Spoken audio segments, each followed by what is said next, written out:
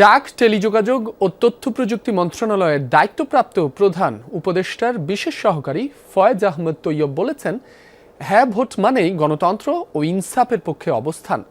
শুক্রবার মেহেরপুর জেলা প্রশাসনের আয়োজনে শহীদ ডক্টর শামসুজ্জোহা পার্কে অনুষ্ঠিত গণভোটের প্রচার ও ভোটার উদ্বুদ্ধকরণ সভায় যোগ দেন তিনি। প্রধান অতিথির বক্তব্যে বলেন, তত্ত্বাবধায়ক সরকার ব্যবস্থা বাতিলের পর দেশের রাতের ভোট ও একতরফা নির্বাচনের মাধ্যমে জনগণের ভোটাধিকার হরণ করা হয়েছিল।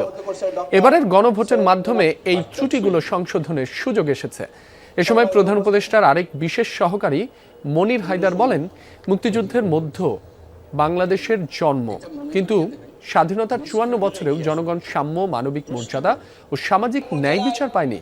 এবার গণভোটের মধ্য দিয়ে মানুষ সাম্য, মানবিক মর্যাদা, সামাজিক ন্যায় বিচার ফিরে পাবে বলেও মন্তব্য করেন তিনি। আমাদের দলীয় সরকারগুলো সুষ্ঠুভাবে ভোট আয়োজন করতে পারে না। বাংলাদেশের ইতিহাসে দলীয় সরকারগুলো নিরপেক্ষ, সুস্থ এবং গ্রহণযোগ্য নির্বাচন আয়োজন করতে পারেনি। ফলে আমাদেরকে তত্ত্বাবধায়ক সরকার আবার ফিরিয়ে আনতে হবে এবং সেজন্য আমাদেরকে ভোট দিতে হবে।